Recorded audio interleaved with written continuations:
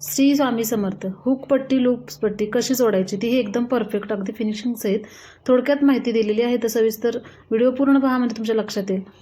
बघू शकता आपल्याला हुकची पट्टी नंतर जोडायची. सुरुवातीला आपल्या लूप्स पट्टी जोडायच्या. त्यासाठी मी 4 इंचाची पट्टी घेतलेली आहे. तुम्हाला मोजून दाखवते. 4 इंचाची पट्टी घ्यायची आपल्याला. त्यानंतर सुरुवातीला पट्टी जोडायच्या अगोदर दोन्ही साईज उजवी बाजू डावी बाजू सेम आहेत का हे चेक करून घ्या. काय होतं कमी जास्त होतं अशा वेळेला सुरुवातीला चेक करून घ्या.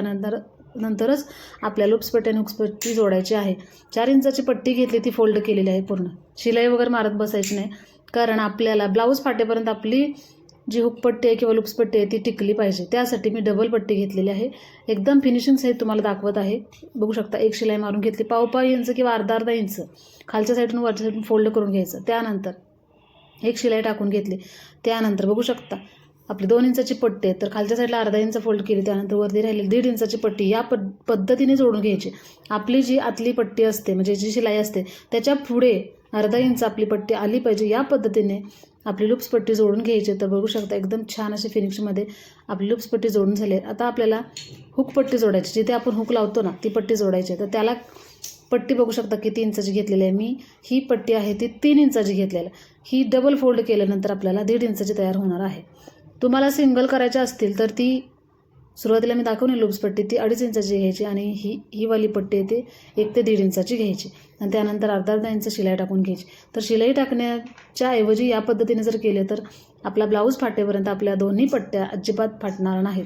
यासाठी ही ट्रिक्स नक्की नवीन शिकणाऱ्यांसाठी फॉलो करा आणि जास्तीत जास्त हा व्हिडिओ नवीन ज्या शिकत आहेत मैत्रिणी त्यांच्याजवळ हा व्हिडिओ जावा यासाठी शेअर करायला विसरू नका. तर बघू शकता सेम त्याच पद्धतीने जोडून घ्यायचं. एवढंच की आपल्याला जी लूप्स पट्टी असते ती वरच्या साईडला आली पाहिजे आणि हुक पट्टी असते ती आतल्या साईडला गेली पाहिजे.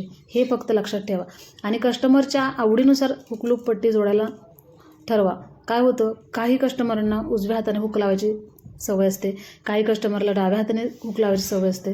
तर पुन्हा कस्टमरांची तक्रार येऊ नये यासाठी सुरुवातीलाच विचारून घ्या. कसं आहे काही कस्टमर लेफ्टी असतात बरोबर, त्यामुळे त्यांना त्या साईडूनच हुक लावायला आवडत असतात. तर ही छान अशी बघू शकता आपली हुक लूप पट्टी जोडून झाली. तर मी मार्किंग केलं हे तुम्ही पाहिलं असेलच. काय करायचं दोन्हीचं सेंटर काढायचं, तिथे एक खून करायची बरोबर. झाले 3 हुक. त्यानंतर त्या मधल्याचा आणि खालच्याचं सेंटर काढायचं तिथे एक 4, वरच्याचा सेंटर काढायचा तिथे एक 5 बघू शकता. असे लूप्स आपल्याला पाडून घ्यायचे. त्यानंतर एक शिलाई टाकून घेतलेली आहे. बघू शकता अर्धा इंच आपल्याला सोडायचं आहे, जास्त मार्जिन नाही ठेवायचं. त्यानंतर आपल्याला छान असे लूप्स तयार करून घ्यायचे. तुम्हाला हातावर करायचे असतील किंवा आवडत असतील तर हातावर सुद्धा करू शकता. तर मी या पद्धतीने जोडून घेतले. तुम्हाला डबल शिलाईची मारायची असेल तर तुम्ही डबल शिलाई मारू शकता. तर सर्वात सोपी पद्धत सांगितलेली आहे. व्हिडिओ आवडला तर जास्तीत जास्त लाईक करा.